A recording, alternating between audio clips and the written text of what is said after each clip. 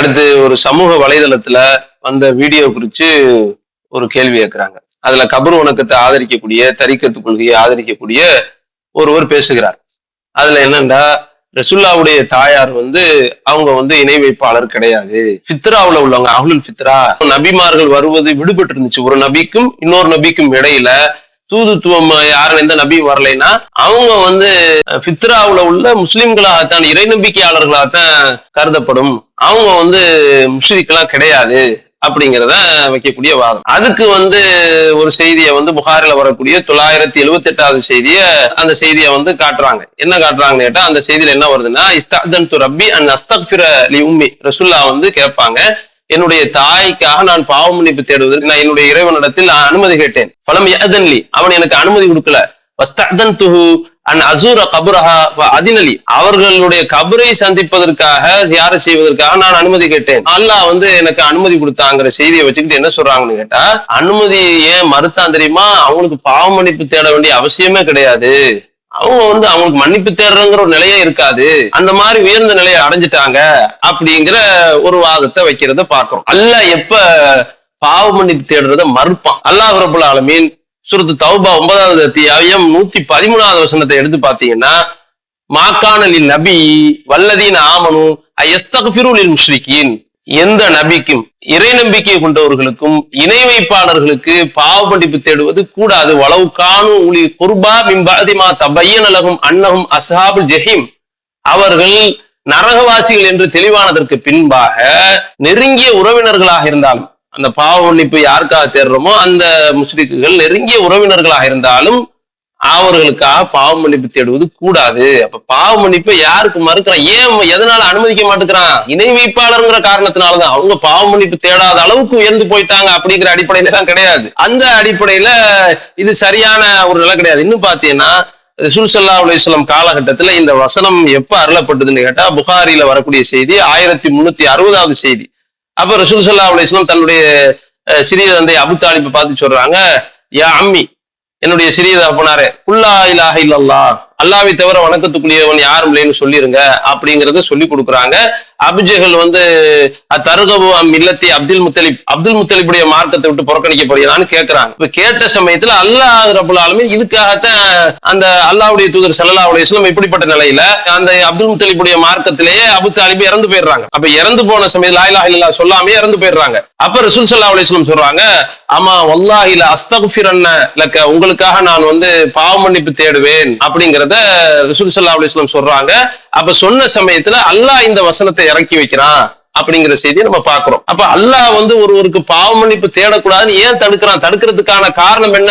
இணை வைப்பாளர்ங்கிறதுக்காகத்தான் தடுக்கிறான். சரி, பாவ மன்னிப்பே அவங்க தேடாத அளவுக்கு உயர்ந்துட்டாங்கன்னா, ரசூலுல்லாஹ் காலகட்டத்துல நீங்க பாத்தீங்கன்னா, அவங்க உஹது போர்ல கொல்லப்பட்டவங்களுக்காக, ஷஹீதுகள், அல்லாஹ்வுடைய பாதையில கொல்லப்பட்டவர்களுக்காக தொலை வைத்தாருங்கிற செய்தியை நீங்க பார்க்கலாம்.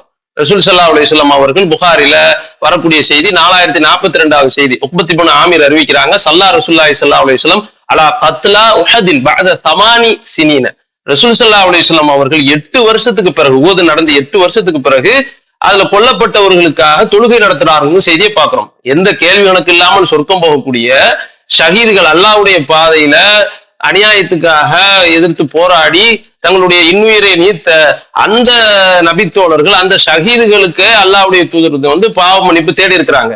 அப்ப யாரெல்லாம் பாவ மன்னிப்பு தேடாத அளவுக்கு உயர்ந்து போகக்கூடிய நிலையெல்லாம் நம்ம எடுத்துக்கிற முடியாது. அப்ப அந்த அடிப்படையில பாவ மன்னிப்பு தேடுறத அல்லாஹ் குர்ஆன்ல பல இடங்கள்ல சொல்லக்கூடிய விஷயத்த பாக்குறோம். எல்லா நபிமார்களும் பாவ மன்னிப்பு தேடி இருக்கிறாங்க. நபிமார்கள் எவ்வளவு உயர்ந்த நிலையில உள்ளவங்க. அல்லாஹ்வுடைய தூதர் பாவ மன்னிப்பு ஒரு நாளைக்கு 70ல இருந்து 100 முறை பாவ மன்னிப்பு தேடி இருக்கிறாங்க. இப்படியான செய்திகளையும் பார்க்கலாம். அது மட்டும் இல்லாம இன்னொரு வாதத்தையும் வைக்கிறார். ஒரு குர்ஆன் வசனம் சூரத்து தௌபாவுல 9வது அத்தியாயம் 84வது வசனத்துல, வலா துஸல்லி அலா அஹதின் மின்ஹும் மாத அபதா, அவர்கள்ல யாரு மரணிச்சிட்டார், முனாஃபிகள் சம்பந்தமா அல்லாஹ் பேசிட்டு வர்றான். மரணிச்சிட்டாலும் அவர்களுக்காக தொழுகை, ஒருபோதும் தொழுகை நடத்தாது. வலா தக்கும் அலா கபரிஹி, அவர்களுடைய கபரின் மீது நிற்காது, அவர் கபர் பக்கத்துல நிக்காத அப்படிங்கறது அந்த வசனம். அப்போ கபர் ஜியாரத்தை அல்லாஹ் அனுமதிச்சதா வருது. அப்ப எப்படி ஒரு இணை வைப்பாளர்களுக்கு அல்லாஹ் கபர் ஜியாரத்தை அனுமதிப்பான்? ரசூலுல்லாஹ் இணை வைப்பாளர்களுக்கு தான் கபர் ஜியாரத்தை செய்யக்கூடாதுன்னு அல்லாஹ் இந்த வசனத்துல, முனாஃபிக்குகளுக்காக சொல்லப்பட்ட வசனத்துல அல்லாஹ் சொல்றாங்கிற தகவலை வச்சுக்கிட்டு என்ன சொல்றாங்கன்னா, இது கபர் ஜியாரத்து சம்பந்தமா உள்ளது. ஆனா ஆமினாவுக்கு அல்லாஹ் கபர் ஜியாரத்தை அனுமதிச்சிருக்கிறானே, இதுல அப்ப அவங்களுக்கு முஸ்லீம்ங்கிறதுக்காக கொண்டு வர்றாங்க. அவங்க இணை வைப்பாளர் கிடையாது, மூமின்களுக்காக கொண்டு வர்றாங்க. முதல்ல அது கபர் ஜியாரத்து சம்பந்தமா அந்த வசனம் வருது. கபூர்ல நின்று அவங்களுக்காக துவா செய்யுது. ரசூல் ஸல்லல்லாஹு அலைஹி வஸல்லம் பாத்தீங்கன்னா அபூதாவுதுல வரக்கூடிய செய்தி 3221 செய்தி. ரசூல்லா என்ன செய்வாங்கன்னு கேட்டா, இதா ஃபரக மின் தஃப்னில் மையித்தி, ஒரு மையத்தை இறந்தவரை இறந்த அந்த பிரேதத்தை அடக்கம் செஞ்சதுக்கு பிறகு வக்கஃப அலைஹி, அங்க நிப்பாங்களாம் அந்த கபர் பக்கத்துல நின்று, கால இஸ்தக்ஃபிரு லி அஹீக்கும், உங்களுடைய தோழருக்காக உங்களுடைய சகோதரருக்காக நீங்கள் பாவ மன்னிப்பு தேடுங்கள்.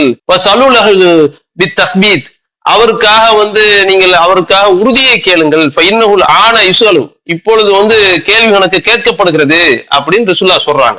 அப்ப இது கபர் ஜியாரத்துக்காக உள்ளல, அதுவும் துவாவுக்காக.